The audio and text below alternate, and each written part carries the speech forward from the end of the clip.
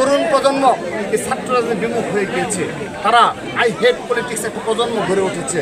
সেজন্য আমরা তাদেরকে রাজনীতি সচেতন এবং রাজনীতি যেন তারা একটু সমর্থক হিসাবেও যেন আবির্ভূত হয়, সেজন্য ছাত্রদল যে ধরনের সহনশীল ভূমিকা পালন করা প্রয়োজন, যেভাবে সাধারণ শিক্ষার্থীদের পাশে থেকে শিক্ষার্থীর বান্ধব কর্মসূচি প্রণয়ন করার প্রয়োজন, আমরা বিগত 8.5 মাস এবং 9 মাসে আমরা ছাত্রদল তা প্রমাণ করেছি। এই হত্যাকাণ্ডের সাথে আপনারা অবগত হয়েছেন, বৈষম্য বিরোধী ছাত্র আন্দোলনের নেতৃত্বে যারা রয়েছে, বিশেষ করে বনানী থানার, তাদের বেশ কয়েকজনের সম্পৃক্ততা রয়েছে। ইতিমধ্যে তাদের গ্রেপ্তার হয়েছে।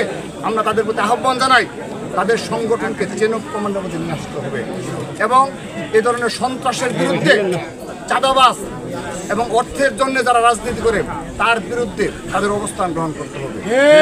এই তরুণ প্রজন্ম যদি একবার এ ধরনের বিপদগামী হয়ে যায়, এটি পারভেজ হত্যাকাণ্ডের মাধ্যমে জাতির সম্মুখে এসেছে, যদি এই তরুণ প্রজন্ম একবার এই ধরনের বিপদগামী পথে চলে যায়, এই তরুণ প্রজন্মকে আর তাদেরকে সুপথে নিয়ে আসা যাবে না। বিগত 15.5 বছর আপনারা দেখেছেন ছাত্রলীগ বিশাল তরুণ প্রজন্মের মাঝে এই ধরনের সন্ত্রাসের রাজত্ব কায়েম করে এক ধরনের মব কালচার এবং তাদের স্টাইলে সন্ত্রাসের কালচার ক্যাম্পাস গড়ে তুলেছিল। সেই বাস্তবতায় এখনো বাংলাদেশের প্রতিটি ক্যাম্পাসে এই ছাত্রলীগের সন্ত্রাসীদের বেশ কিছু অনুসারী এখনো স্বপ্ন দেখে যে তারা আবারও রাষ্ট্র ক্ষমতায় হয়তো বা ভোট চুরি হোক সেটা, কিংবা বড় ধরনের ষড়যন্ত্রের মাধ্যমে বাংলাদেশের রাজনীতি পুনর্বাসন হবে, সেই স্বপ্ন তারা দেখে। অর্থাৎ কী ধরনের বিভ্রান্ত করতে সক্ষম হলে এ ধরনের এই এত 2000-এর অধিক ছাত্র জনতা হত্যা করার পরও একটি ছাত্র সংগঠন আবার তারা এই ধরনের স্বপ্ন দেখতে পারে, কতটা বিভ্রান্ত হলে।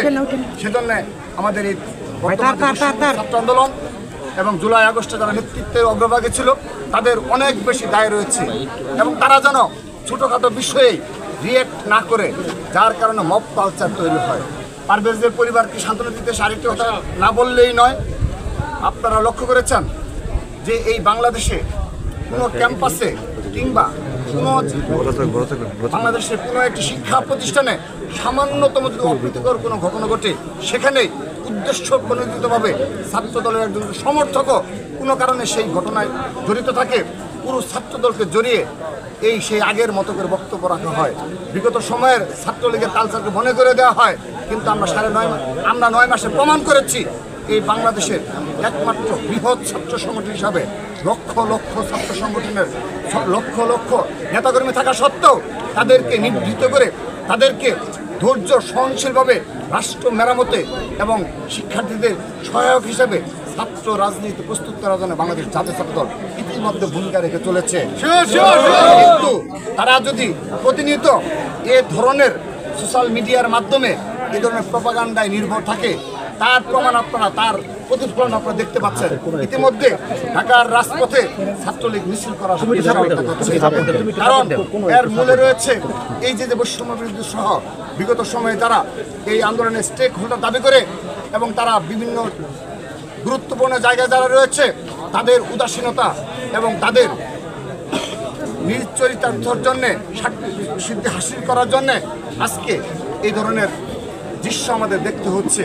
বিশেষ করে আমি স্পষ্টভাবে বলতে চাই, এই জুলাই আগস্ট আন্দোলনে যারা নিজেদের নেতৃত্বকারী দাবি করে বিগত 9 মাসে আমরা ছাত্রলীগের বিরুদ্ধে তাদের সামান্যতম স্টেপ লক্ষ্য করিনি। বিশেষ করে শুধুমাত্র তারা শাহবাগ থানায় একটি মামলা আর ছাত্রলীগকে নিষিদ্ধ করার যে একটি বিষয় ছিল, সেগুলো করে তারা মনে করেছে ছাত্রলীগকে তারা দমন করে ফেলেছে।